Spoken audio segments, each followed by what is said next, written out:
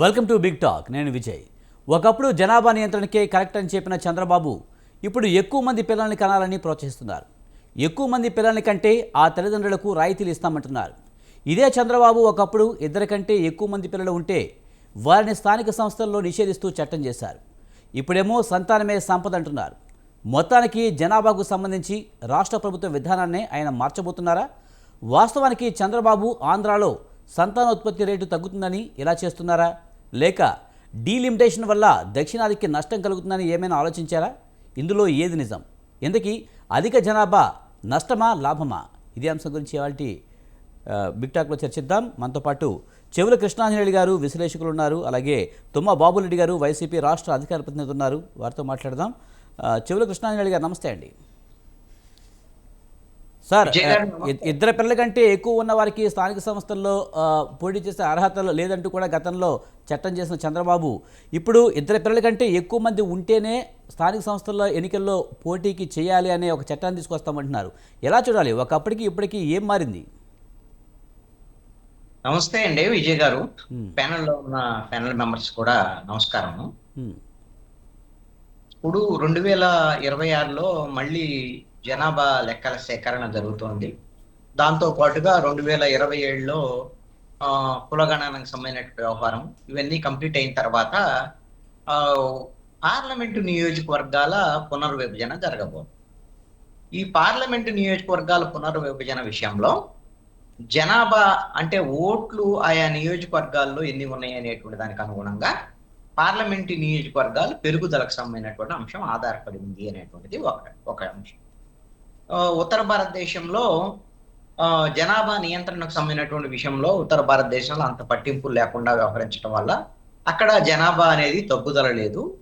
కానీ దక్షిణ భారతదేశంలో ఒక 2-3 దశాబ్దాల కాలంలో జనాభా నియంత్రణ, దీని మీద చర్యలు, దీనివల్ల జనాభా తగ్గుదల రేటు ఉంది అనేటువంటి దీంతో దక్షిణాది రాష్ట్రాల్లో పార్లమెంటు నియోజకవర్గాల పునర్విభజనకు సంబంధించి ఆశించిన స్థాయిలో ఉత్తర భారతదేశానికి పోల్చినప్పుడు మనకి ఆశించిన స్థాయిలో పార్లమెంటు నియోజకవర్గాల సంఖ్య పెరగటం లేదు అనేటువంటిది ఇది ఒక సమస్య. రెండవది ఏంటి అని అంటే జనాభా నిష్పత్తిన కేంద్ర ప్రభుత్వం నుంచి ఇచ్చేటువంటి నిధులకు సంబంధించినటువంటి కేటాయింపు అంశం, నీతి ఆయోగ్ ద్వారాగా నిధుల కేటాయింపు వ్యవహారం ఇవన్నీ కూడా ఈ జనాభా ప్రాతిపదికన జరిగేదానికి కూడా కేంద్ర ప్రభుత్వం నిర్ణయించడము, ఆ విషయంలో కూడా మనకు రావాల్సినటువంటి వాటా పన్నుల్లో కానివ్వండి, నిధుల విషయంలో కానివ్వండి తగ్గుదల ఉంది అనేటువంటి ఒక ఆందోళన ఉన్నటువంటి నేపథ్యం. దీంతో దక్షిణ భారతదేశంలో జనాభా పెరుగుదల అవసరం ఉంది, జనాభా పెరగాలి అనేటువంటి దాని మీద మాట్లాడుతున్నటువంటి పరిస్థితి ఉంది. చంద్రబాబు నాయుడు మాట్లాడినటువంటి పరిస్థితి ఉంది. అదేవిధంగా తమిళనాడులో కూడా ఇలాంటి చర్చ జరిగింది. అక్కడ కూడా పొలిటీషియన్స్ మాట్లాడినటువంటి పరిస్థితి ఉంది. మరి చంద్రబాబు నాయుడు ఇంతకు ముందేమో స్థానిక సంస్థలకు సంబంధించినటువంటి దాంట్లో ఇద్దరికన్నా ఎక్కువ పిల్లలు ఉంటే పోటీ చేయడానికి అనర్హులు అన్నారు. ఇప్పుడేమో ఎంతమంది పిల్లలు ఉన్నా పోటీ చేయొచ్చు అని చెప్పారు. ఇద్దరికన్నా ఎక్కువ ఉంటేనే పోటీ చేయటం అనే కండిషన్ ఏమి ఉండదు. పిల్లలు లేకపోయినా పోటీ చేయొచ్చు, దానికేం కాదు. కానీ ఎక్కువ మంది పిల్లలు ఉంటే వాళ్ళు పోటీ చేయడానికి అనర్హులు అనేటువంటి నిర్ణయం చేసినటువంటి చంద్రబాబు నాయుడు ఆ నిర్ణయాన్ని వెనక్కి తీసుకున్నది ప్రభుత్వం. ఎందుకంటే స్థానిక సంస్థలకు సంబంధించినటువంటి విషయంలో ప్రజాప్రతినిధులుగా పోటీ చేసేటువంటి వాళ్ళే అంటే ఎంతమంది పిల్లలు ఉన్నా పర్వాలేదు అనేటువంటి చర్చ వస్తే అది జనంలోకి వెళ్ళి ఎక్కువ మంది పిల్లల్ని కంటానికి అవకాశం ఉంటుంది అనేటువంటి విధంగా చంద్రబాబు నాయుడు ఈ నిర్ణయం తీసుకుంటారు. అయితే నిజంగా మరి జనాభా పెరుగుదల వల్ల లాభమా నష్టమా అనేటువంటి అంశాన్ని కానీ ఒకసారి మనం గమనిస్తే వీళ్ళు చెప్పేదాని ప్రకారంగా మన నియోజకవర్గాల సంఖ్య ఆశించే స్థాయిలో పెరగట్లేదని, అప్పుడు మనకి బార్గెనింగ్ కెపాసిటీ ఉండదని, అదేవిధంగా కేంద్ర ప్రభుత్వం నుంచి ఎటువంటి నిధులు మనకు తక్కువగా వస్తాయని ఇలాంటివన్నీ చెప్తున్నారు. మరి ఇప్పుడు పిల్లలు ఇప్పుడు ఒకళ్ళు లేదు ఇద్దరు అనేవాళ్ళు ఇంతకు ముందు. ఇప్పుడు ఒకళ్ళు లేకపోయినా పర్వాలేదు దత్త అని తీసుకోవచ్చు అనేటువంటి విధంగా సంస్కృతి, ఒకళ్ళు ఉంటే చాలు అనేటువంటిది ఉంది. మరి దాంట్లో 2-3 పిల్లల్ని కంటే రేపొద్దున వాళ్ళకి కావలసినటువంటి పౌష్టికాహారం కానీ, వాళ్ళకి కావలసినటువంటి విద్యా బుద్ధులు చూపించేటువంటి విషయం కానీ, ఉద్యోగ ఉపాధి అవకాశాలు కానీ ఇవన్నీ ఎవరు చూస్తారు? చంద్రబాబు నాయుడు చూస్తాడా? ఏమైనా హామీ ఇస్తాడా చంద్రబాబు నాయుడు? పిల్లలు ఉన్నటువంటి పిల్లలకి మీరు పూర్తి స్థాయిలో పౌష్టికాహారం అందించి వాళ్ళందరికీ మంచి ఎడ్యుకేషను, అదేవిధంగా మంచి వైద్యము అందించేటువంటి విధంగా ఈ ప్రభుత్వాలు ఏమైనా చర్యలు తీసుకుంటున్నాయా? మరి ఇప్పుడు ఉన్న పిల్లలకే ఒకళ్ళు అరా అంటేనే ఇబ్బందికరమైన పరిస్థితి ఉంటే, ఇద్దరు ముగ్గురు పిల్లలు నలుగురు పిల్లలు కన్న తర్వాత ఆ పిల్లల్ని తాకటానికి వాళ్ళకి కావాల్సినటువంటి ఏమైనా అదనంగా ఏమైనా చంద్రబాబు నాయుడు ఏమైనా వాళ్ళకి కేటాయిస్తాడా?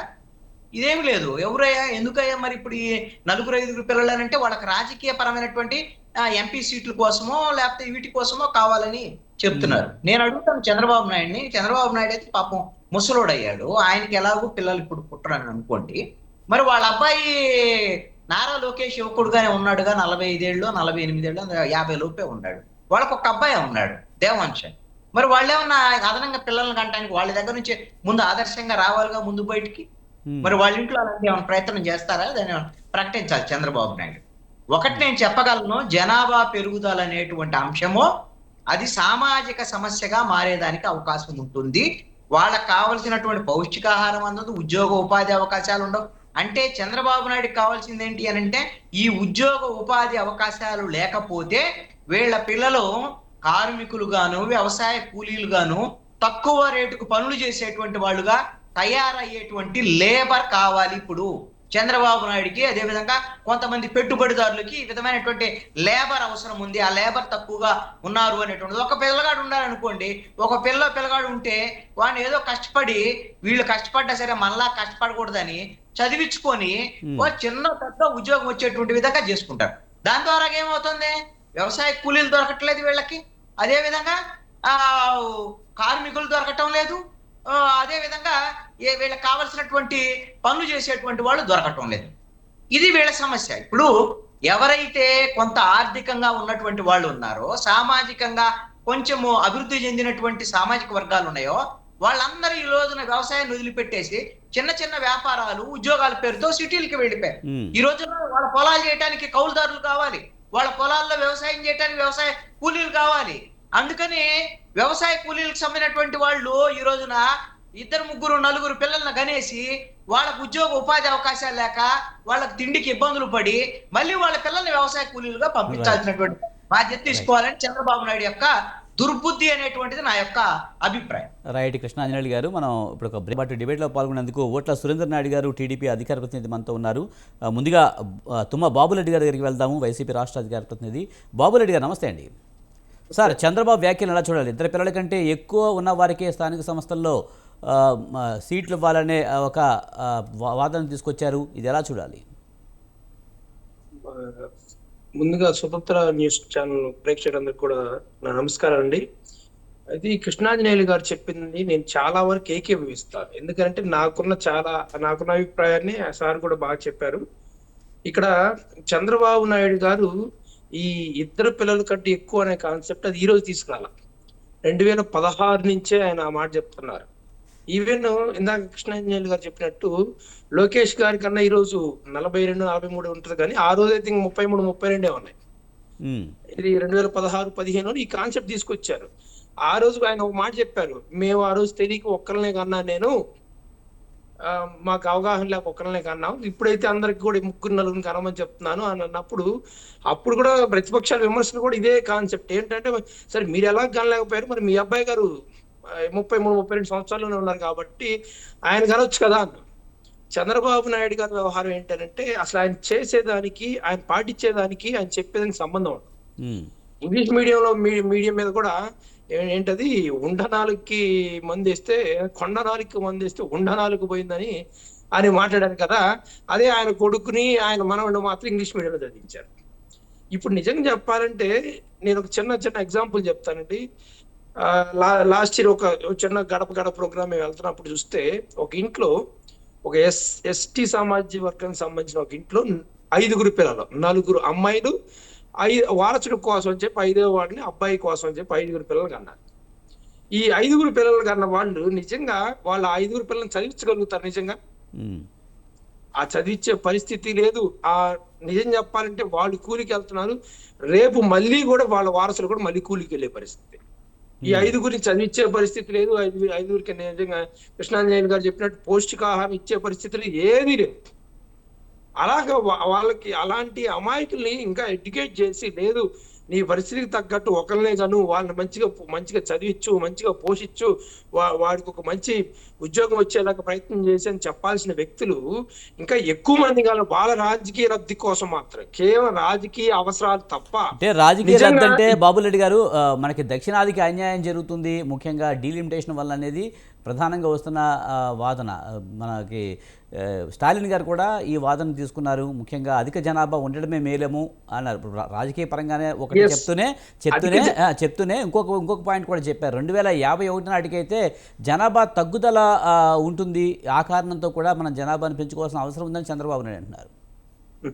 అదే నేను చెప్తున్నాను సార్, ఇక్కడ అంతా రాజకీయ నాయకులు చెప్పడమే కానీ నిజంగా మనం అందరం కూడా ఈ సమాజంలో బతుకున్న వాళ్ళు మనకు ప్రాక్టికల్ గా ఆలోచిస్తే, ఇప్పుడు నా వయసు 40 years, నాకు 2 పాపలు ఉన్నారు. నేను వారసుడు కోసం చెప్పి ఇంకొకరిని చూసి అనుకోండి, నిజంగా నేను పెంచి పోషించగలుగుతానని నాకు తెలుసు కదా. నా పిల్లలకు నేను భవిష్యత్తు ఎటువంటి భవిష్యత్తు ఇవ్వగలనని నాకు తెలుసు కాబట్టి నేను 2 పిల్లలతోనే ఆపేశాను. ఇక్కడ మనం అందరం కూడా ప్రాక్టికల్ గా మాట్లాడుకుందాం. ఈ రాజకీయ అవసరాలు, రేపు ప్రాతినిధ్య ప్రభుత్వాలు ఒక సామాన్యుడి వ్యవహారంలో వాడి బతుకు జీవితంలో ఈ ప్రభుత్వాల సహాయాలు, ప్రభుత్వాల ఇన్వాల్వ్మెంట్ ఎంత ఉంటుంది అసలు?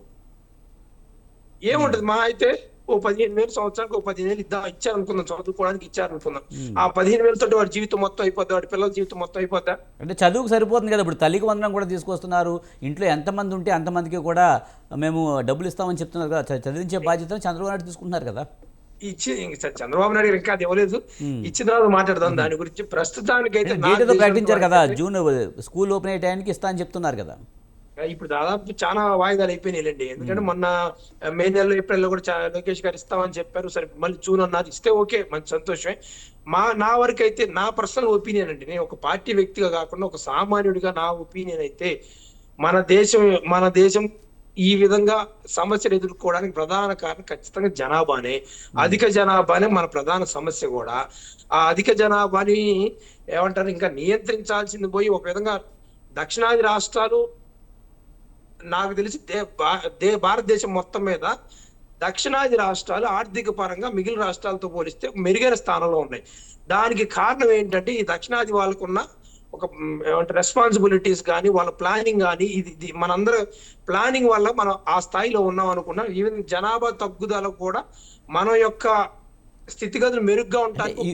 ఇప్పుడు కొంతవరకు స్థిరత్వంగా ఉండొచ్చు బాబురెడ్డి గారు. రాబోయే రోజుల్లో అంటే చంద్రబాబు నాయుడు చెప్పితే 2051 నాటికి జనాభా తగ్గుదల ఉండే అవకాశం ఉంది అని చెప్తున్నారు. మరి ఆయన ఎప్పుడు కూడా చాలా దూరంగా ఆలోచిస్తూ ఉంటారు. ఆ క్రమంలో 2051 2047 ఒకటి పెట్టుకున్నారు. అందులో భాగంగానే ఇది కూడా చేస్తున్నారు అనుకోవచ్చుగా భవిష్యత్తు పెట్టుకుని. అసలు జనాభా పెరుగుదల 2051కి ఎలా ఉంటది ఏంటి అనేది మనకి ఎవరికి తెలియదండి. అసలు మనం జస్ట్ ఊహాజనితాలు ఇవన్నీ కూడా అంచనాలు వేసుకోవచ్చు కదా, అంచనాలు ఉంటాయి కదా. అదే సక్సెస్ అయితేనే ఓకే, నేను చెప్పాను కాబట్టి జరిగింది అంటాం. సక్సెస్ కాకపోతే దాని గురించి ఏం మాట్లాడడం. మీకు క్వశ్చన్ చెప్పిన, ప్రపంచంలో మనం 4వ బలమైన ఆర్థిక దేశం అని చెప్పి మనం లెక్కలేస్తా ఉన్నాం. అంటే మనకంటే పైన ఉన్న ఆర్థికంగా బలంగా ఉన్న దేశాలు ఏ దేశాలు కూడా జనాభా నియంత్రణలో ఉన్నాయి, కానీ జనాభా మనలాగా విచ్చలవిడిగలేవు. జర్మనీ అనే దేశం అనేది మన రాష్ట్ర జనాభా కూడా లేదు జర్మనీ దేశానికి.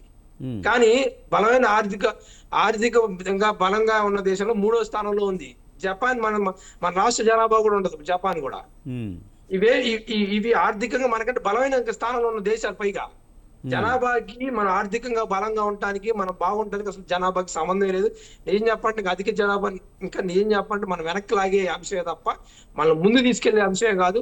కృష్ణాంజనేయులు గారు అన్నట్టు నిజంగా వాళ్ళ ఫ్యాక్టరీలో పనిచేయడానికో, వాళ్ళ పొలాల్లో పనిచేయడానికి నెక్స్ట్ కూలీలు దొరకలేమన్న ఉద్దేశం మీద చంద్రబాబు నాయుడు గారు దాన్ని ప్రోత్సహిస్తున్నట్టుగా ఉంది. అంటే వాళ్ళకి చదువు సంజయ్ నేర్పకుండా అలాగే ఈ పనుల్లో పెడతారని ఎలా చెప్పగలుగుతారు మీరు? అసలు ఇప్పుడు కులవృత్తులు లేవు కదా. ఇప్పుడు కులవృత్తులు లేవు, ఎవరైనా ఏ పనైనా చేస్తారు. ఇదివరకు వ్యవసాయం చేసేవాళ్ళు బిజినెస్లు చేస్తున్నారు, కాబట్టి బిజినెస్ చేసేవాళ్ళు రాజకీయ నాయకులు అవుతున్నారు. రకరకాలుగా మారుతూ ఉంది కదా. ఇలాంటి క్రమంలో ఇప్పుడు పలానా క్యాస్ట్కి సంబంధించిన వాళ్ళు అదే పని చేయాలని ఒక రూల్ అయితే ఏం లేదు కదా. అది ఎట్లా చెప్తారు మీరు? నేను ఒక 1 week బ్యాక్ సార్ నా దగ్గర ఒక ఫోటో ఒకటి వచ్చింది. ఏమొచ్చిందంటే ఇండియా, పాకిస్తాన్, శ్రీలంక, చైనా ఈ సరౌండింగ్స్ లో ఉన్న జనాభా 400 బిలియన్లు. మిగిలిన ప్రపంచం అంతా ఉన్న జనాభా 400 బిలియన్లు. కేవలం 4-5 దేశాల్లో ఉన్న జనాభా మిగిలిన ప్రపంచంలో ఉన్న జనాభాతో సమానంగా ఉంది. మనం అధిక జనాభాతోటే మనం ఇంకా సతమతం అవుతున్నాం. ఇప్పుడు నిజం చెప్పాలంటే ఈ అధిక జనాభాకే మనం ఉద్యోగాలు కల్పించలేకపోతున్నాం, విద్యను కల్పించలేకపోతున్నాం, ఆరోగ్యాన్ని కల్పించలేకపోతున్నాం. కరోనా సమయంలో మీరు ఒకసారి మళ్ళీ వెనక్కి ఒకసారి వెళ్ళి గమనించండి. మన దేశంలో సరాసరి ఒక డాక్టర్ కి 10 లక్షల మంది జనాభా ఉన్నారు. 10 లక్షల 10,000 మంది జనాభా ఉన్నారు. ఒక డాక్టర్ కి 10,000 మంది జనాభా ఉన్నారు. ఆ సందర్భంలో మనం విపరీతంగా మనం సతమతం అవడానికి కారణం కూడా ఈ అధిక జనాభాని. మన దగ్గర అంత రిసోర్సెస్ లేవు.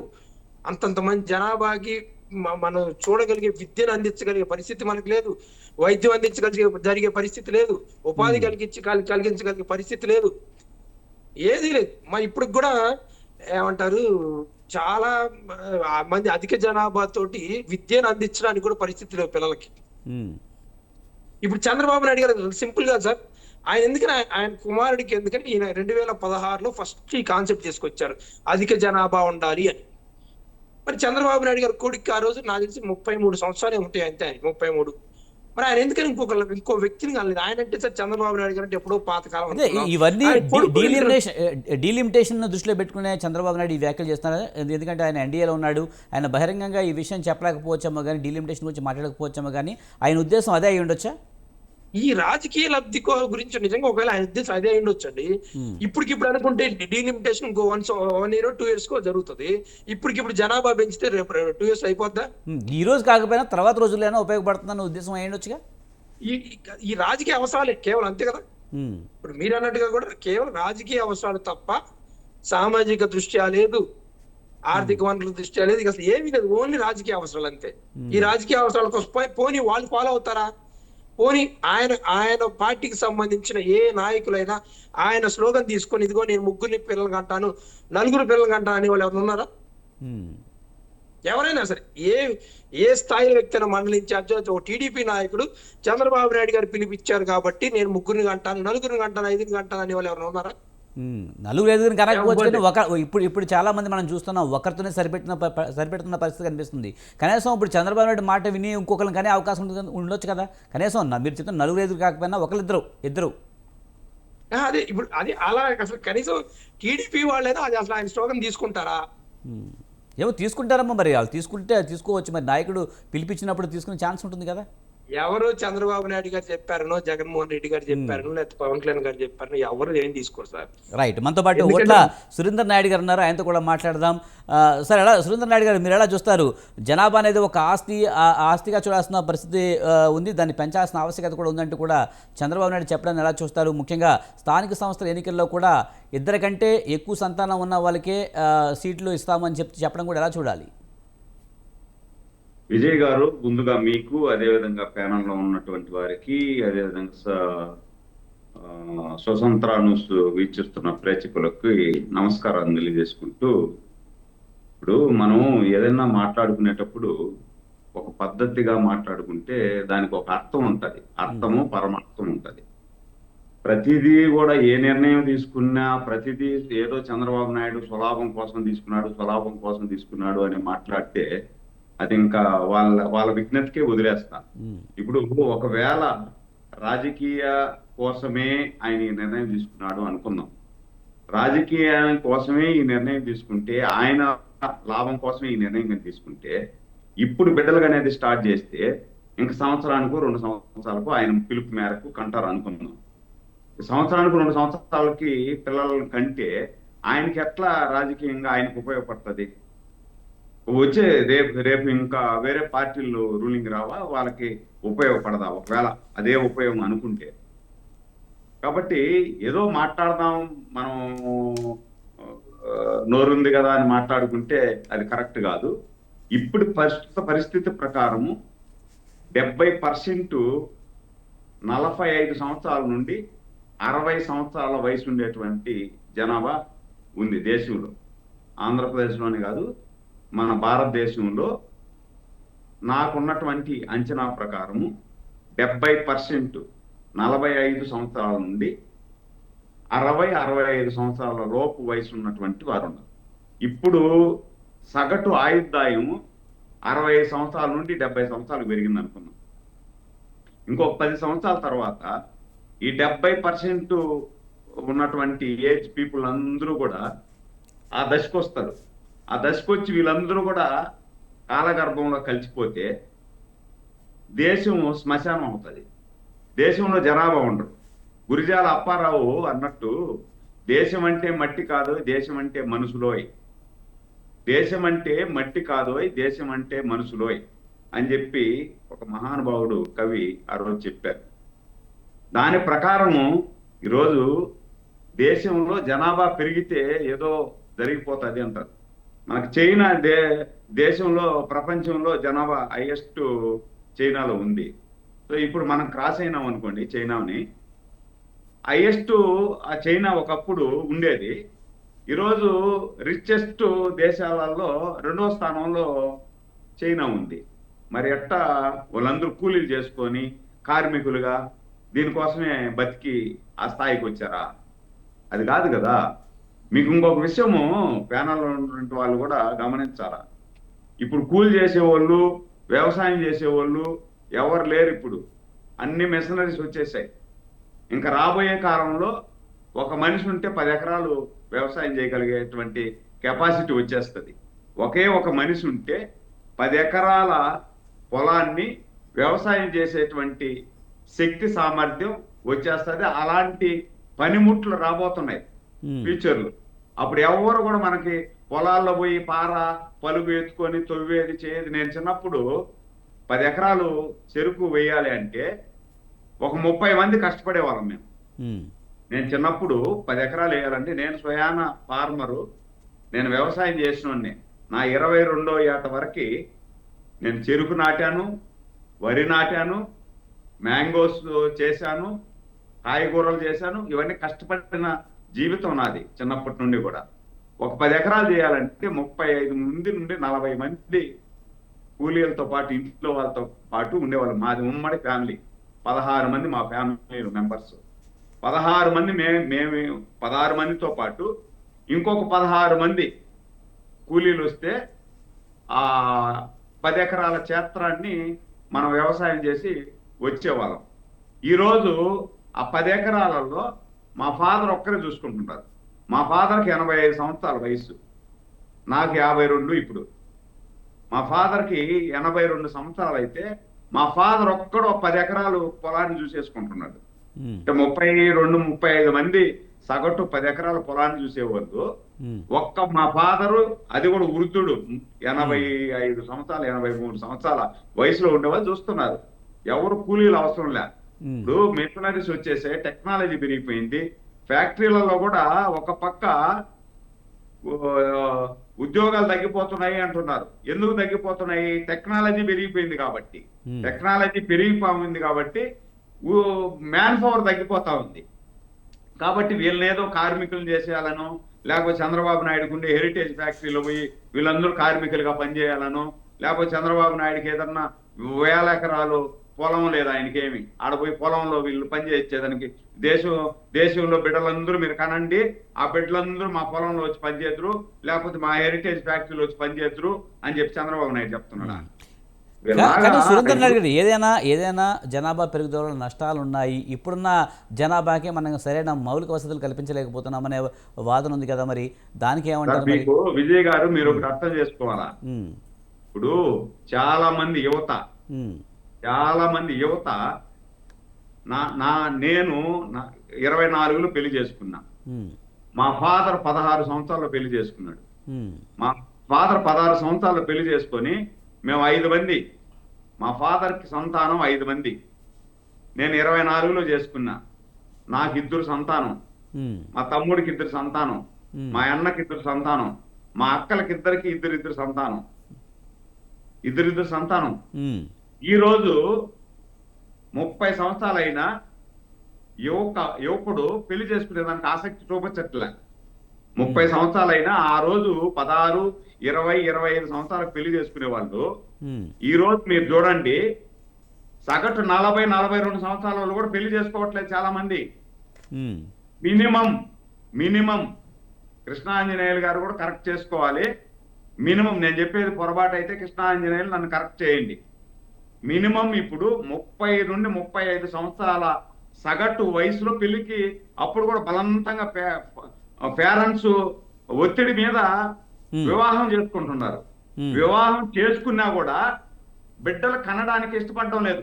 మీరు చూడండి, బిడ్డలు కనడానికి చాలా మంది ఇష్టపడడం లే. అవును, చాలా మంది 30-32 సంవత్సరాల తర్వాత పెళ్లి చేసుకునేస్తే కొంతమంది అదేదో చెప్తారు 25-26 సంవత్సరాల లోపల పెళ్లి చేసుకున్న వాళ్ళకి తొందరగా బిడ్డలు కలుగుతారు. ఆ ఏజ్ దాటిందంటే కొంచెం జీన్స్ ప్రాబ్లం వస్తుంది, పిల్లలు కలగడం కూడా కొంచెం తగ్గిపోతుంది అని చెప్పి డాక్టర్లు కూడా చెప్తున్నారు. ఈ సాఫ్ట్వేర్ ఈ ఫోన్లు అలాంటి ప్రాబ్లమ్స్ అన్నీ ఉన్నాయి. కానీ ఇప్పుడు జనాభా పెరుగుదల వలన దేశానికి లాభమా నష్టమా, దాని గురించి చెప్పండి. అదే సార్, ఇప్పుడు నేనేమంటానంటే ఒక ఇంట్లో ముగ్గురు పిల్లలుంటే ఆ ముగ్గురు కూడా వెంటనే పెళ్లి చేసుకొని పిల్లలకు అనడంలే. ఇద్దరిద్దరు కనేస్తే ఆ ముగ్గురు కూడా సబ్సిడీ సరిపోతుంది. కానీ చాలా మంది ముగ్గురుంటే ముగ్గురులో ఇద్దరు ఒకరే పిల్లలు కనుకుంటున్నారు, మిగతా వాళ్ళు కనుక్కోవటం లే. అందుకనే ప్రోత్సహిస్తున్నాం మనం. ఎందుకంటే వృద్ధాప్యంలో ఉన్నటువంటి అందరూ కూడా చనిపోతే రేపు ఈ దేశ జనాభా తగ్గిపోతుంది, ఈ ఆంధ్రప్రదేశ్ జనాభా కూడా తగ్గిపోతుంది. కాబట్టి ఎక్కువ మందిని కనండి. ఇప్పుడు మనం ఒకరికి ఇవ్వము. ఇప్పుడు తల్లికి వందనము, ఇద్దరు బిడ్డలు ఉంటే ఒక బిడ్డ చదువుకోండి, ఒక బిడ్డ కూలికి పంపించేద్దాము, ఒక బిడ్డ చదువుకుంటే చాలు అనే విధంగా వైసీపీ వాళ్ళు ఇచ్చారు కదా ఒక మనిషికే. ఆ విధంగా ఇవ్వం. 10 మంది బిడ్డల కన్నా 10 మందిని కూడా సాకి సంతరించి పోషించి వాళ్ళని ఉన్నత పౌరులుగా తీర్చిదిద్దే బాధ్యత కూటమి ప్రభుత్వం తీసుకుంటా ఉంది. ప్రతి బిడ్డకి 15,000 రూపాయలు రేపు ఈ నెల 15వ తేదీ నుండి తల్లికి వందనం వాళ్ళ అకౌంట్ లో జమ చేస్తారు. ఎంతమంది ఉంటే అంతమందికి. డిగ్రీ వరకు అంతకుముందు ఫీజు రియంబర్స్మెంట్ ఉండే తెలుగుదేశం ప్రభుత్వంలో. వైసీపీ వచ్చిన తర్వాత ఆ ఫీజు రియంబర్స్మెంట్ కూడా తీసేసింది. ఇంటర్మీడియట్, డిగ్రీ, ఇంజనీరింగ్ చదివే వాళ్ళకి ఫీజులు లేవు, సర్టిఫికెట్లు కూడా ఇవ్వట్లే. అందుకనే మనం ఫీజు రియంబర్స్మెంట్ మళ్ళా పెట్టాం. ఏదైతే డిగ్రీ కానీ ఇంజనీరింగ్ కానీ లేదంటే ఇంటర్మీడియట్ చదువుకునే వాళ్ళకి కూడా వాళ్ళ ఫీజు అడగాల్సిన పని లేదు. డైరెక్ట్ గా యూనివర్సిటీ కాలేజీలకే ప్రభుత్వం ఫీజు వేస్తుంది. వాళ్ళకి చదువు చెప్పించేస్తున్నాం, ఒక ఉన్నత పౌరులుగా తీర్చిదిద్దుతున్నాం. ఎప్పుడైనా కూడా జనాభా ఎక్కువ మంది ఉంటే ఆ రాష్ట్రం కానీ ఆ దేశం కానీ ఆ ఇల్లు కానీ పవర్ఫుల్ గా ఉంటది. మీరు గమనించండి, ఏడైనా కూడా ఒక్కడే ఆర్థిక వ్యవస్థ కదా స్ట్రాంగ్ ఉండాల్సింది. ఆర్థిక వ్యవస్థ స్ట్రాంగ్ గా ఉంటే అందరికి అన్ని వెళ్తాయి. ఇప్పుడు జనాభా పెంచుకుంటూ పోతే ఆర్థిక వ్యవస్థ బాగా లేకపోతే పేదరికమే కదా సార్ ఉండేది. ఆర్థిక వ్యవస్థ అనేది ఎప్పుడు స్ట్రాంగ్ అవుతుంది? మనం కష్టపడాలా, వివిధ మార్గాలలో మనం ఫైనాన్స్ డెవలప్మెంట్ చేయాలా. డెవలప్మెంట్ చేస్తేనే కదా ఆర్థిక వ్యవస్థ పటిష్టం అవుతుంది. ఇప్పుడు చైనాలో ఎట్ట పటిష్టమైంది? చైనా ప్రపంచంలో చైనా హైయెస్ట్ జనాభా ఉండింది కదా. మరి ఈ రోజు 2వ స్థానానికి ఎట్ట వెళ్ళింది చైనా? మరి జనాభా ఎక్కువైతే చైనా ఆర్థిక వ్యవస్థలు కుదేలు అయిపోవాలి కదా. మీరు చూపిస్తున్నారు, ఒక చైనాని చూపిస్తున్నారు, మిగిలిన దేశాలన్నీ కూడా చాలా అభివృద్ధి చెందాయి. అమెరికా దగ్గర నుంచి చూసుకుంటే బ్రిటన్, ఇంకా చాలా దేశాలు ఉన్నాయి. ఇలాంటి దేశాలలో జనాభా ఎక్కువ లేరు కదా. జనాభా పెరుగుదలకి ఆర్థిక వ్యవస్థకి సంబంధం ఉందా? 100% సార్, 100%. ఇప్పుడు మనకు జనాభా పెరిగితే, దేశ జనాభా పెరిగితే పటిష్టంగా దేశ భద్రత పెరుగుతుంది. కష్టపడే వాళ్ళు అదే విధంగా ఒక టెక్నాలజీని ఉపయోగించుకొని డెవలప్మెంట్ చేసుకొని, ఇప్పుడు ఇతర దేశాల నుండి మనం అంతా కూడా దిగుమతి చేసుకుంటున్నాం మన దేశానికి కావాల్సినటువన్నీ కూడా. ఇప్పుడు మీరే చెప్తున్నారు కదా, రాబోయే రోజుల్లో ఒక్క రోబో ఉంటే, ఒక రోబోతో పాటు ఒక మనిషి ఉంటే దాదాపు 10 ఎకరాలు సాగు చేయొచ్చు అని చెప్తున్నారు. మరి రాబోయే రోజుల్లో ఉద్యోగాలు ఎక్కడి నుంచి వస్తాయి? ఈ రోబో సామ్రాజ్యమే పెరుగుతుంది కదా. అదే సార్, ఇప్పుడు మనకు కృష్ణాంజనేయులు గారు ఇందాక చెప్పారు కదా, జనాలందరినీ కనండి, మా పొలాల్లో పనిచేయండి, మా ఫ్యాక్టరీలో పనిచేయండి అనే దానికి కనిపిస్తున్నారు. వాళ్ళకి ఏమైనా గ్యారంటీ? సరే, మీరు చెప్పిన దానికి చెప్పారు. ఇప్పుడు నేను అడిగేది ఏంటంటే, అంతా రోబోట్ రాజ్యమే రాబోతుంది అన్నప్పుడు ఎలా మరి ఉపాధి ఎలా కల్పిస్తారు, ఉద్యోగాలు ఎలా ఇస్తారు? అప్పుడు వాళ్ళంతా పేదరికంలో మగ్గిపోతున్న పరిస్థితి ఉంటుందా? సరే, ఇప్పుడు టెక్నాలజీ పెరిగిపోయి ప్రతి దగ్గర కూడా ఇప్పుడు 10 ఎకరాలలో సాగు చేస్తే ఎంత దిగుబడి అప్పుడు వస్తా ఉన్నిందో అంత దిగుబడి 1 ఎకరాలో చేస్తున్నారు. ఇప్పుడు ఒకే 1 ఎకరాలో ఒక ఎకరాలు 10 ఎకరాలలో దిగుబడి వచ్చే అంత దిగుబడిని 1 ఎకరాలో పండిస్తున్నారు ఇప్పుడు. కాబట్టి నీకు 10 ఎకరాలు ఉండేవాళ్ళు 10 మంది బిడ్డలు కన్నా కూడా 1 ఎకరాలోనే వాడు ఇంట్లో కూర్చొని కానీ సురేంద్ర నాయుడు గారు ఏదేమైనా డీలిమిటేషన్ దృష్టిలో పెట్టుకునే చంద్రబాబు నాయుడు ఈ వ్యాఖ్యలు చేశారనుకోవచ్చా? ఎందుకంటే దక్షిణాది రాష్ట్రాలకి కొంత అన్యాయం జరుగుతుంది కనుక ఆ యాంగిల్లోనే చూడాలా? ఎందుకంటే ఎన్డీఏ ప్రభుత్వం ఉన్నారు కనుక డైరెక్ట్గా ఎన్డీఏ పెద్దలతో మాట్లాడలేరు కనుక ఈ విషయం గురించి వ్యతిరేకించలేరు కనుక ఇప్పుడు డైరెక్ట్గా ఇండైరెక్ట్గా ఇవన్నీ చేస్తున్నారు అనుకోవచ్చా? సార్, యువత ఎక్కడ ఎక్కువ ఉంటే ఆ రాష్ట్రం సుభిక్షంగా ఉంటుంది, ఆ రాష్ట్రం బలంగా ఉంటుంది. దేశం అంతా మనకు అవసరం లేదు. ఆంధ్రప్రదేశ్లో యువత బాగా తయారైతే, యువత బాగా ఉంటే మన రాష్ట్రం అభివృద్ధి పదంలో ఉండాలా, దేశంలోనే నెంబర్ 1 రాష్ట్రంగా మనది ఉండాలనే ఆకాంక్షతో చంద్రబాబు నాయుడు ఈ నిర్ణయం తీసుకున్నారు. ఇప్పుడు 2020 అని విజన్ పెట్టారు. అంటే అర్థం చేసుకున్న వాళ్ళకి 2020 విజన్ అనేది తెలిసింది. ఆ రోజు 2020 అనే విజన్ ను ఎగతాళి చేసిన వాళ్ళందరూ కూడా దాని సత్ఫలాలు ఏ విధంగా ఉన్నాయో చూసాం. ఇప్పుడు అదే విధంగా 2047 పెట్టారు.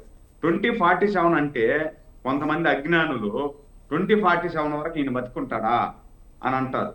మా తాత ఊర్లో ఒక బిల్డింగ్ కట్టాడు, మా తాత పొలంలో మామిడి చెట్లు నాటాడు, ఆయన బతుకుంటాడు, ఈ మామిడి చెట్టు అంతా కాత కాస్తుంది, నేను తింటానని మా తాత నాటాడా? మా తాత మా నాయన కోసం, మా మనవల కోసం మా తాత నాటాడు. మా తాత నాటినటువంటి వృక్షము ఈరోజు మహావృక్షం అయింది. నా బిడ్డలు కూడా తింటున్నారు దాంట్లో. మా ఫాదర్ కాదు, మా తాత నాటింది మా ఫాదర్ తిన్నాడు, నేను తిన్నాను, నా బిడ్డలు తింటున్నారు, నా బిడ్డలు కూడా తింటారు రేపు. అదే 2047 అంటే మనం బతికి ఈడ గూటం కొట్టుకొని కలకాలం మనం ఏడే గూటం కొట్టుకొని 2047 కాదు 2050 2090 వరకు మనం ఉంటామని కాదు. రాబోయే తరాల వాళ్ళకి ఇప్పుడు స్వతంత్ర సమరంలో గాంధీ తాత కోటి త్యాగం చేసి స్వతంత్రాన్ని తెచ్చాడు, ఆయన అనుభవిస్తాడని అది తెచ్చాడా? రాబోయే తరాలు అనుభవిస్తారని. అదే మహానుభావుడు బిఆర్ అంబేద్కర్ గారు ఒక రాజ్యాంగాన్ని రచించారు, ఆయన అనుభవిస్తాడని రాజ్యాంగం రచించారు ఆయన. ఆ మహానుభావుడు ముందు చూపుతో రాబోయే తరాల వారికి పనికొచ్చేదానికి, నా రాబోయే తరాల వారు అభివృద్ధి ఈ విధంగా చేసుకోవాలని ముందు చూపుతూ ఆ రోజు రాజ్యాంగం రచించారు. కాబట్టి ఈ రోజు అందరూ కూడా ఆ ఫలాల్ని అనుభవిస్తున్నారు. నేను ఈ రోజు మాట్లాడుతున్నానంటే రాజ్యాంగం ఆ రోజు మహానుభావుడు రచించారు కాబట్టి మాట్లాడుతున్నా. నాకెందుకు లేని రాజ్యాంగం ఆ రోజు అంబేద్కర్ గారు గమ్మున సైలెంట్ గా ఉంటే ఈ రోజు ఇది ఉండదు కదా. అదే ముందు చూపుతో చంద్రబాబు నాయుడు 2047 పెట్టాడు. అంటే 2047కి మనం ఒక ప్రణాళికాబద్ధంగా ఆ ప్రణాళిక వేసుకుంటే 100% కాలేకపోయినా కనీసం 70-60% అయితే ఒక భవిష్యత్తు బాగుంటుంది ఈ దేశానికి, రాష్ట్రానికి అని 2047 పెట్టాడు. అదే విధంగా ఈ రోజు బిడ్డల్ని కూడా ఎక్కువ మంది బిడ్డలను కంటే యువత బాగుంటుంది. దాదాపు 70% వృద్ధులు అయిపోయినారు దేశంలో, రాష్ట్రంలో. ఈ 70% వృద్ధులు కానీ రేపు చనిపోతే రేపు రాష్ట్రంలో జనాభానే లేకుండా పోతారు. జనాభానే లేకుండా పోతే ఒకవేళ మీరు అన్నట్టే దక్షిణ భారతదేశానికి నష్టం జరిగేదానికే కూడా ఇంటర్నల్ గా ఆయన ఆలోచించి ఉండొచ్చేమో. అది జరిగితే పరిస్థితి. సురేంద్ర నాయుడు గారు ఇంకా మాట్లాడదామండి, మనతో పాటు కృష్ణాంజలి గారితో మాట్లాడదాం. కృష్ణాంజలి గారు, మీరు అలా చూడాలి, చంద్రబాబు నాయుడు ఎప్పుడు కూడా దూరదృష్టితో ఆలోచించారు. 2051 కల్లా జనాభా తగ్గుదలకి అవకాశం ఉంది కనుకనే ఇప్పటి నుంచే మనం జనాభా పెంచుకోవాల్సిన అవసరం ఉందనేది వాళ్ళు చెప్తున్నారు. దాంతోపాటు దేశం కూడా బలంగా ఉండాలంటే జనాభా ఎక్కువ ఉండాలనే అభిప్రాయాన్ని టీడీపీ నాయకులు చెప్తున్నారు. ఇప్పుడు సురేందర్ నాయుడు గారు ఇందాక ఉదాహరణ చెప్పారు. 35 ఏళ్ళు 40 ఏళ్ళ వాళ్ళు పెళ్లిళ్ళు చేసుకుంటున్నారు, పెళ్లిళ్ళు చేసుకోవడానికి ఆసక్తి చూపించడం లేదు అనేటువంటి దాన్ని. ఎందుకు ఆ సమస్య వచ్చింది? కారణం ఏంటి?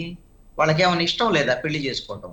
ఇష్టమే, కానీ 35 ఏళ్ళు 40 ఏళ్ళు వచ్చిన ఉద్యోగం సరిగ్గా రావట్లేదు. వాళ్ళిద్దరు ఉద్యోగాలు సంపాదించిన తర్వాత వాళ్ళు బతకడానికి అవసరం, ఆ జీతాలు సరిపోవట్లేదు. మన బతికే ఇట్టుంది, మనం పెళ్లి చేసుకొని ఇంకా పిల్లల కంటే మన ఇంకా పరిస్థితి ఎలా ఉంటుంది అనే దాని మీద ఒకళ్ళు ఆ అరతో వాడు సర్దుకుపోయేటువంటి పరిస్థితి వచ్చింది. కాబట్టి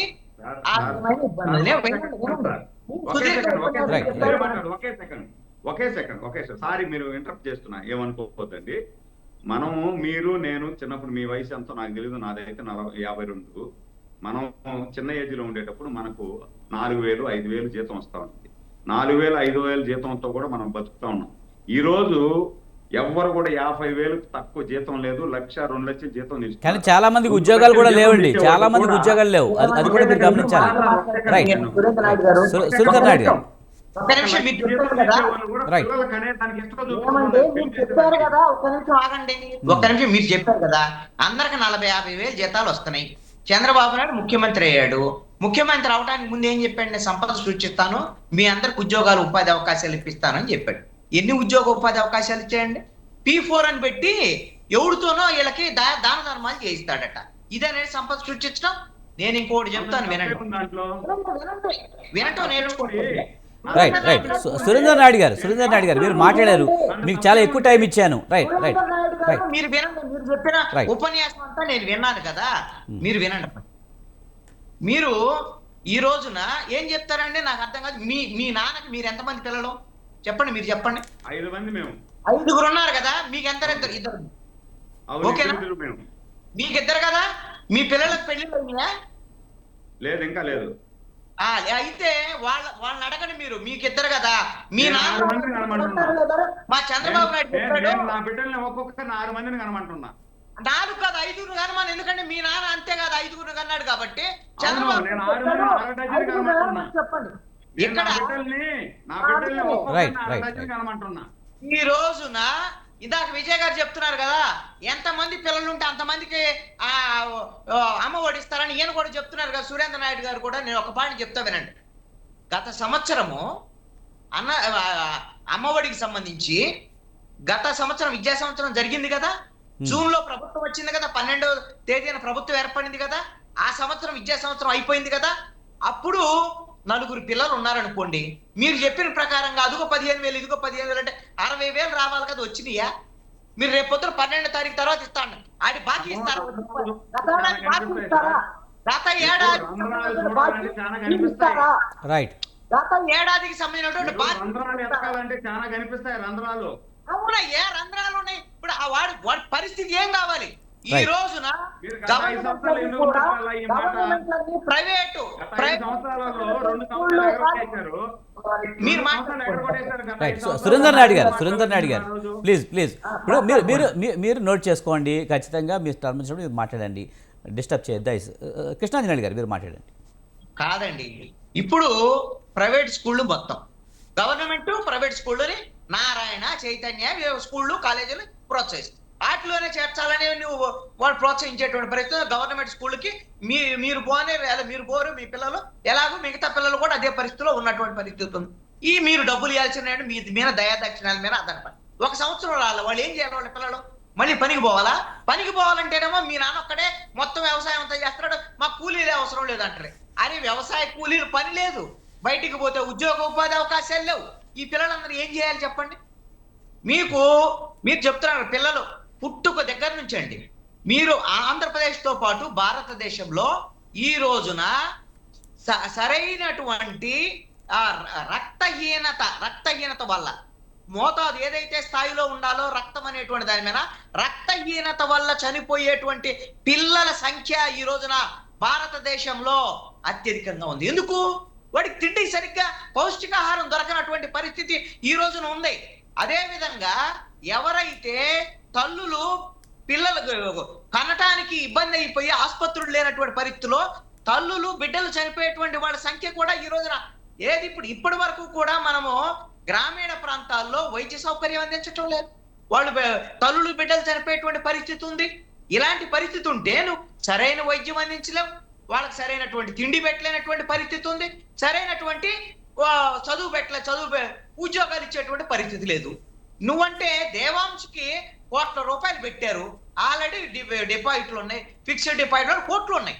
మీరు లెక్క ప్రకారంగా చూస్తే ఏమి ఇంకా దేవాంశతో పాటు 4 కనమనండి. మీరు 5 కనమని చెప్తున్నారు మీ పిల్లలకి. సురేంద్ర నాయుడు గారు మీ లోకేష్ కూడా చెప్పండి, చంద్రబాబు నాయుడు చెప్పొచ్చు, చెప్పండి స్టేట్మెంట్ ఇప్పించండి. మేము రెడీ ఉన్నాం, మా ఇంట్లో 5 పిల్లలకు అంటానికనే వాళ్ళు బ్రాహ్మణితో కూడా స్టేట్మెంట్ ఇప్పించి 5 పిల్లలను కనమనండి. ఊరికే చంద్రబాబు నాయుడు పనికి మాలిన వ్యవహారాలు తప్ప ఇంకోటి కాదు. ఎందుకు ఈ మాట అంటే ఇదే చంద్రబాబు నాయుడు కదండి. ఇద్దరికన్నా ఎక్కువ పిల్లలు ఉంటే మేము స్థానిక సంస్థల ఎన్నికల్లో మీరు అప్డేట్ కాలేదు కాబట్టి మీకు అలానే కనిపిస్తుందండి. మీరు అప్డేట్ కాలంతో పాటు మీరు అప్డేట్ కాలేదు రైట్ రైట్ కాబట్టి మీకు పనికిమాలిన ఆలోచనలు వస్తాయి. రైట్. సురేందర్ కృష్ణాంజనేయులు గారు, ముఖ్యంగా చూస్తే వచ్చే ఆదాయాలే చాలా తక్కువగా ఉన్నాయి, ఒకరిద్దరిని పెంచడమే కష్టం అవుతుంది. చంద్రబాబు నాయుడు రైట్ రైట్ ఏంటి ప్రయోజనం? ఎందుకు మీకు ఏంటి ప్రయోజనం?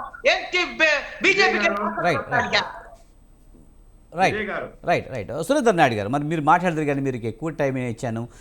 రైట్. కృష్ణాంజనేయులు గారు, ముఖ్యంగా వచ్చే ఆదాయాలే చాలా తక్కువగా ఉన్నాయి, పిల్లల్ని పెంచడమే కష్టమవుతున్నాయి ఈ రోజుల్లో.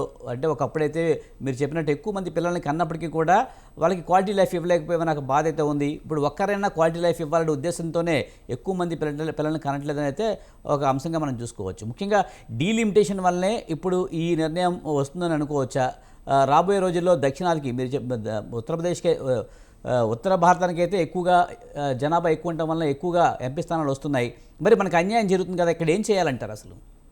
ఒకటండి, జనాభా ప్రాతిపదికన లేదా మనం కుటుంబ నియంత్రణ పాటించే కాబట్టి దక్షిణాది రాష్ట్రాల్లో ఆ ప్రాతిపదికన నియోజకవర్గాల పునర్విభజన జరగకూడదు. అదేవిధంగా జనాభా ప్రాతిపదికన ఏదైతే మనకు వచ్చేటువంటి ట్యాక్సెస్ వచ్చే ఉన్నాయి కేంద్ర ప్రభుత్వం నుంచి, ఆ ప్రాతిపదికను చూడకూడదు. అన్యాయం జరగకుండా కేంద్ర ప్రభుత్వ వైఖరి ఉండాలి. మన హక్కులు మనకున్నాయి, దాని మీద మాట్లాడేటువంటి వాయిస్ మనకు ఉండాలి కదా. అది లేకుండా ఎలా వస్తుంది? ఈ రోజున మీ రాజకీయ అవసరాల కోసము పిల్లల్ని కానివ్వండి, 5గురిని కానివ్వండి, ఆయన ఏం చెప్తున్నాడు, స్టాలిన్ 16 మందిని కానొచ్చు అని చెప్తున్నాడు. ఏ 16 మందిని కంటే నువ్వు బో పెడతావా, నువ్వు తిండి పెడతావా చెప్పు? వీళ్ళు ఎలా బతకాలి, ఏం చేయాలి వీళ్ళు? చంద్రబాబు నాయుడు 5గురిని కానొచ్చు అని సురేంద్ర నాయుడు గారు చెప్తున్నాడు. ఏం చేయాలి? మీరు ఇంట్లో బో పెడతారా వాళ్ళకి? పిల్లలకైతే తిండి లేకపోతే ఈ రోజున తిండి లేక చచ్చిపోయేటువంటి పరిస్థితి ఉంది పిల్లలు. ఈ రోజున సరైనటువంటి స్కూళ్ళకు పోయేటువంటి పరిస్థితి లేదు, దానికి సంబంధించినటువంటి ఉద్యోగ ఉపాధి అవకాశాలు, సంపద సృష్టి అన్నాడు చంద్రబాబు నాయుడు. ఏం చేసినట్టు సంపద సృష్టి? ఇచ్చినటువంటి పరిస్థితి ఉంది. డబ్బులు నేనేం చేయాలని చెప్తున్నాడు. రైట్ విజయ్ గారు, రైట్, చెప్పండి. ఇప్పుడు సంపద సృష్టి అంటే అమాంతంగా మనం ప్రభుత్వంలోకి వచ్చిన రెండో రోజు సంపద సృష్టి చేస్తామా? చెట్టు నాటితే కూడా 5 సంవత్సరాలు పడుతుంది నాటితే కూడా దానికి 5 సంవత్సరాలు పడుతుంది. ఒక్క నిమిషం ఆగండి. మాట్లాడేదానికి 5 సంవత్సరాల్లో ఏమి మాట్లాడలేకపోయారు. చంద్రబాబు నాయుడు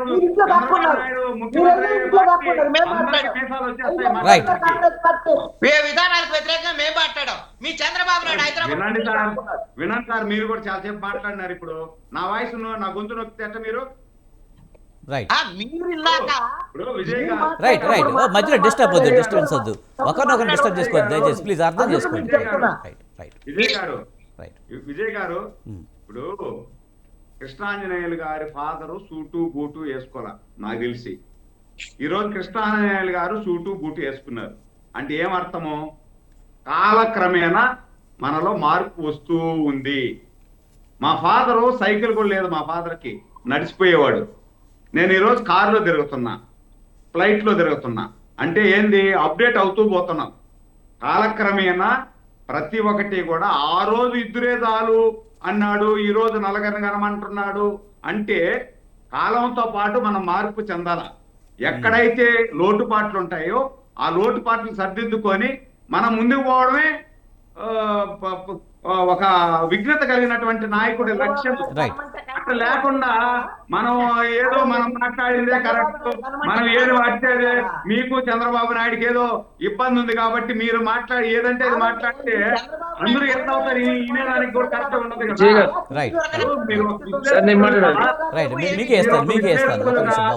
కృష్ణాంజనేయులు గారు, మీరు ఒక విశ్లేషకులుగా మీ మీద గౌరవం ఉంది, మీరు గౌరవాన్ని మీరు కాపాడుకోవాలి. ఇది ఒక డిబేట్ అండి. Right right right right right Babu Reddy గారు నేనైతే అండి విజయ్ గారు, నేనైతే నా పర్సనల్ అప్పీల్ ఏంటంటే, నేనైతే నాకు 2 బిడ్డల్ని, మా అన్న బిడ్డలు అందరినీ కూడా అర డజన్ కనండి. బిడ్డల్ని అది మీ వరకు కానీ అది అందరూ ఇప్పుడున్న సిచ్యువేషన్ లో రైట్, అది అందరినీ చేయమంటాం అయితే ఎంతవరకు కరెక్ట్? వినే ఓపిక మీకు వినండి. కృష్ణాంజనేయులు గారు ఒక్క నిమిషం. జనాభా ఎంత ఎక్కువ ఉంటే ఆ జనాభానే మనకు బలము. Right. డబ్బులు దేనికి పనికిరాదు. Right. డబ్బులు దేనికి పనికిరాదు. రైట్. సురేందర్ నాయుడు గారు, కృష్ణాంజనేయులు గారు, ఒక్క నిమిషం అండి. రైట్. బాబురెడ్డి గారు, బాబురెడ్డి గారు, విజయ్ గారు, బాబురెడ్డి గారు, ముఖ్యంగా సురేంద్ర నాయుడు గారు, సురేంద్ర నాయుడు గారు నాకు టైం ఇస్తే నేను మాట్లాడతాను. సురేందర్ నాయుడు గారు, సురేందర్ నాయుడు గారు, ఒక్క నిమిషం అండి. మాట్లాడుతా ఉన్నారు. రైట్ రైట్, మీకు చాలా సేపు ఇచ్చాను. సురేంద్ర నాయుడు గారు ఇంట్లో బాబురెడ్డి గారు, కాకుండా ఉంటే మాట్లాడతాను నేను. బాబురెడ్డి గారు, ఎందుకంటే ముఖ్యంగా బీజేపీకి డీలిమిటేషన్ వల్ల లాభాలు ఉన్నాయి కనుక చేస్తున్నామని చెప్తుంది. మరి దక్షిణాదికి అయితే అన్యాయం జరుగుతుంది, బీజేపీకి పట్టులేని బీజేపీ దక్షిణాదికి అన్యాయం చేయాలనుకుంటుంది. ఇందులో వాస్తవం ఉందా? విజయ్ గారు, నేను ఒక మాట చెప్తానండి. యాక్చువల్గా చంద్రబాబు నాయుడు గారి వ్యాఖ్యల్ని మీరు డీలిమిటేషన్ కి లింక్ పెడుతున్నారు. అసలు దానికి దీనికి సంబంధం లేదు. ఎందుకంటే చంద్రబాబు నాయుడు గారు ఈ స్లోగన్ 2016 నుంచే ఎత్తుకున్నారు. జనాభాను ఎక్కువ మంది పిల్లల్ని కానీ అనే స్లోగన్ 2016 నుంచే ఎత్తుకున్నారు. మీరు ఒకసారి మళ్ళీ 2016 ఇప్పుడు ఎత్తలేదండి. ఒకసారి చెక్ చేయండి. తర్వాతనే మాట్లాడింది. 2000 అంటే సురేంద్ర నాయుడు గారు మీరు చాలా లేదు, విషయాలు నేను కూడా మీరు చాలా యాక్టివ్ విషయాల్లో చాలా Right, right. వెనకెక్కడ ఉన్నారు. ఎందుకంటే రైట్. మీరు ఇందాక సురేందర్ నాయుడు గారు, ఆయన అప్డేట్ మాట్లాడినామండి, ఆయన మీరు కంప్లీట్ గా చాలా మాట్లాడినాడు. విషయాలు ఎప్పుడు చెప్పలేదు. మీరు చెప్పిన దాన్ని అన్నిటి కలిపేస్తే ఎట్లా? నేను తీసుకొచ్చి పెడతానండి. నేను కావాలంటే నేను మీకు లింక్ పెడతాను. మీ నెంబర్ వీడియో తీసుకొని ఉంది కదండి, అటు కూడా. చంద్రబాబు నాయుడు గారు ఈ స్లోగన్ 2016 నుంచి ఎత్తుకున్నారు. అప్పుడే ఆయన ఈ మాట మాట్లాడారు. ఏమనంటే, నేను ఆ రోజుల్లో ఇద్దరినే కనుమ నేనే చెప్పాను, దాన్ని నేనే ఇప్పుడు వద్దని అని చెప్తున్నాను అని చెప్పి 2016 నుంచి ఆ స్లోగన్ ఉంది. మేము అప్పట్లో మేము సోషల్ మీడియా ప్లాట్ఫామ్ లో చాలా వరకు మాట్లాడేవాళ్ళం. మరి మీ అబ్బాయి గారు ఉన్నారు కదా. అయితే సురేంద్ర నాయుడు గారు ఇందాక మాట్లాడతా అప్డేట్ అవ్వాలి అన్నది. జనాభా పెంచడం అనేది అప్డేట్ కాదండి. అసలు జనాభాని మన దేశం ఎందుకు వెనకబడింది అని దాని మీద మనం విశ్లేషణ చేస్తే అధిక జనాభా కూడా ఒక రీజన్. దానికి మీరు అప్డేట్ అవ్వాలి అన్నారు కదా. ఇందాక 2020 వల్ల ఆ విజన్ వల్ల ఏం ఫలాలు అందినాయో కొంతమందికి తెలుసు. 2040 వల్ల ఏం జరగబోయింది అనేది కూడా రేపు భవిష్యత్తు చూస్తాం. మా తాత గారు ఒక మొక్క నాటారు. ఇవన్నీ మాకు కూడా తెలుసు అండి. ఇవన్నీ మన మొక్క నాటితే మన పిల్లలు తింటారు, మన మనవాళ్ళు తింటారు, మనకు కూడా తెలుసు. అవన్నీ సామెతలన్నీ కూడా మనకు బాగానే ఉంటాయి. 2020 కానీ మొక్క నాటట్లేదండి. నేను మీరు చంద్రబాబు సురేందర్ గారు, ఒక్క నిమిషం అండి. మీరు ఇందాక అన్నారు వినాలని. సురేందర్ నాయుడు గారు, దయచేసి ఆయన చెప్పింది కంప్లీట్ గా వినండి ప్లీజ్. 20 నిమిషాలు నేను సైలెంట్ గా ఉన్నాను మీరు మాట్లాడుతుంటే. నేను ఒక మాట చెప్తాను. చంద్రబాబు నాయుడు గారు చెప్పిన దానికన్నా మొక్క నాటకానికి సంబంధం లేదు. మీరు చెప్పిన రీజన్స్ అన్ని కూడా చంద్రబాబు నాయుడు గారు మాట్లాడే దానికి అన్వయించుకోవడానికి కుదరదు. అది మీరు ఇందాకన్నారు ఏమని, మా నాన్న నడుచుకుంటా వెళ్తే నేను ఈరోజు ఫ్లైట్ లో తిరుగుతున్నాను అన్నారు. మీకు కూడా మీ నాన్నగారు లాగా 5-6 నడితే మీరు కూడా నడుచుకుంటూ వెళ్ళే పరిస్థితి ఉండేదేమో. మీకు 2 పిల్లలు కాబట్టే మీరు చక్కగా చదివించుకోగలిగారు, చక్కగా వాళ్ళని పెంచగలిగారు, మీరు ఎదగలిగారు. అదే మీకు కూడా 5-6 పిల్లలు అనుకోండి, మీరు కూడా నడుచుకుంటూ పోవాల్సి వచ్చిందేమో. రేపు ఈ రోజు మీరు మంచి స్టేజ్ లో ఉన్నారు కాబట్టి మీ పిల్లల్ని 6 కనమంటారు, ఇంకా ఎక్కువ మంది కూడా కనమంటారు. కానీ అందరి పరిస్థితులు అలా ఉండవు. ఆ 6 కాదు కదా, ఇద్దరిని కూడా చదివించుకునే పరిస్థితి ఉండదు. మీరు ఇందాక మాట్లాడారు 2019 నుంచి 2024 వరకు ఒకరికే ఇచ్చారు అంటే ఇంకొకరు కూలికి పోమనా అని అన్నారు కదా. 2014 నుంచి 2019 వరకు మీరు ఎంతమందికి ఇచ్చారండి? అంటే మొత్తాన్ని కూలికి పోమన్నారా? ఎంతమంది ఉంటే అంతమందికి. 2014 నుంచి 19కి మీరు తల్లికి వందనం అమ్మఒడి ఇచ్చారా? 5 సంవత్సరాల్లో 2 సంవత్సరాలు ఎత్తేసారు. మీకు గుర్తుందా? మీకు కాదులేండి, 4 టర్మ్లు అండి ఇచ్చారు. ఒక టర్మ్ 5 సంవత్సరాలలో 2 సంవత్సరాలు ఎత్తేసారు మీరు. సురేంద్ర గారు, నేను అడిగింది అంటే 2014 నుంచి 19 వరకు మీరు ఎంతమందికి ఇచ్చారు? ఎంతమంది ఉంటే అంతమందికి ఇచ్చాం మేము. 2014 నుంచి 19 అప్పుడు లేదు కదా, ఈ పథకం లేదు, ఆ పథకం లేదు అప్పుడు. సరే సరే, ఇదిగోండి టీడీపీ అభిమానులు అంటే ఇలానే ఉంటారు నాకు తెలిసి. ఇది ఎగ్జాక్ట్ నేను ఎక్స్పెక్ట్ చేసి మీరు ఇదే సమాధానం చెప్తారని. అన్నప్పుడు ఆ పథకమే లేదు కానీ అందరికి ఇచ్చారు. ఇచ్చే ఉంటారు మీరు, నాకు తెలుసు కూడా. నేను ఒక మాట చెప్తాను, 45 సంవత్సరాలు దాటిన వాళ్ళు 70% ఉన్నారు. తప్పు మీరు చెప్పింది. ఫీజు రియంబర్స్మెంట్ రాజశేఖర్ గారు, ఫీజు రియంబర్స్మెంట్ స్కూల్ పిల్లలకు సంబంధం ఆడిందండి. అదేనండి, స్కూల్ పిల్లలు అన్ని ఫ్రీగా చదివించాం. అది మీరు నేను పుట్టక ముందు గవర్నమెంట్ ఎడ్యుకేషన్, మీరు నేను పుట్టక ముందు ఫ్రీ ఎడ్యుకేషన్. బాబురెడ్డి గారు మనకి టైం తక్కువ ఉంది, ప్లీజ్ మాట్లాడండి. నేను క్లారిటీగా చెప్తున్నాను సార్, నేను ఒకటే చెప్తున్నాను. జనాభా పెరుగుదల అనేది చంద్రబాబు నాయుడు ఎందుకు చెప్తున్నారు, చంద్రబాబు నాయుడు గారికి కూడా తెలియదు నాకు తెలిసి. ఇందాక కృష్ణాంజనేయులు గారు అన్నట్టు ఆ పనికి మాలిన విషయం అన్నది చూసారా, 100% అది ఆయన ఎందుకు పెంచమంటున్నాడు ఎవరికి తెలియదు. ఇందాక 70% 40 సంవత్సరాలు దాటిన వాళ్ళు 70% ఉన్నారు. అది కూడా తప్పు, ఆ లెక్క కూడా తప్పు. 40 సంవత్సరాల కింద ఉన్న వాళ్ళు 70% ఉన్నారు. మన ఒకసారి కరెక్ట్ స్టాటిస్టికల్ డేటా సరిగ్గా తెలుసుకుంటే 70% 40 సంవత్సరాల కింద ఉన్న వాళ్ళు ఉన్నారు మన దేశంలో. యువత ఎక్కువగా ఉన్న దేశం మన దేశం. యువత ఎక్కువగా ఉన్న దేశం మన దేశం. మీకు ఇప్పటికైనా మీరు ఒకసారి ప్రపంచంలో యువత ఎక్కువగా ఉన్న దేశం మన దేశం. మీకు ఇస్తాను చూడండి మీరు. మీరు చెప్పింది అన్ని రాంగ్ అండి సురేంద్ర నాయుడు, మళ్ళీ ఒకసారి చెక్ చేయండి. యువత ఎక్కువగా ఉన్న దేశం మన దేశం ఇప్పుడు రైట్ నౌ. మీరు ఇందాక అన్నారు 30 సంవత్సరాలైనా కూడా పెళ్లి చేసుకుని ఆసక్తి రావట్లేదని. ఆ ఆసక్తి చంద్రబాబు నాయుడు గారి ఏమంటారు రాజకీయ నిర్ణయాల వల్ల ఆసక్తి పెరుగుతుందా? పోనీ మీకు ఇంకో మాట చెప్తానండి. ఇద్దరిని కన్నా ఒక్కరిని కన్నా కూడా చంద్రబాబు నాయుడు గారు చెప్పిన లోకల్ అంటారు స్థానిక సంస్థల ఎన్నికల్లో పోటీ చేయడానికి మేము అర్హత ఉందా లేదని చూసుకుని కళ్ళ పిల్లల రోజు. మహా అయితే ఒక పల్లెటూరులో 2000 మంది జనాభా అంటే ఒకరికి ఇద్దరికి ఉంటుంది. సర్పంచ్ అవ్వాలనో జెడ్పీటీ అవ్వాలను ఎంపీటీ అవ్వాలనో. మిగిలిన 998 కుటుంబాలు కూడా వాళ్ళ పరిస్థితుల దృష్ట్యా వాళ్ళు కంటారు. వాళ్ళ పరిస్థితుల దృష్ట్యా వాళ్ళు ప్లానింగ్ చేసుకుంటారు. మనం ఈ రోజు రాజకీయ అవసరాలకి మనం ఆ విధంగా ప్రోత్సహించడం చాలా తప్పు అసలు. అది నేను ఇందాక కూడా చెప్పాను. నేను 1 సంవత్సరం క్రితం గడప గడప అనే ప్రోగ్రామ్ నేను తిరుగుతుంటే నలుగురు ఆడపిల్లలు పుట్టారు. ఆమె 5వ కంటే ఆ 5గురు పిల్లలు కూడా రేపు నాకు చెప్పాలంటే ఒక్కళ్ళని కూడా చదివించరు. ఆ అబ్బాయి మొత్తానికి కూలికి పంపడం జరిగింది. ఈ జనాభా పెంచాలి అనే కాన్సెప్ట్ అనేది ఈ టైంలో చంద్రబాబు నాయుడు గారు చెప్పడం అనేది ఒక విధంగా ద్రోహమే. అది జనానికి అమాయకంగా ఆయన నమ్మే జనానికి ద్రోహం. మనకి టైం అయిందండి, టైం అయింది. Thank you very much Babureddy గారు, సురేందర్ నాయుడు గారు, అలాగే చెవులు కృష్ణాంజనేయులు గారు. థ్యాంక్ యూ వెరీ మచ్ అండి డిబేట్లో పాల్గొన్నందుకు. ఇది ఇవాల్టి బిగ్ టాక్. చూస్తూనే ఉండండి స్వతంత్ర.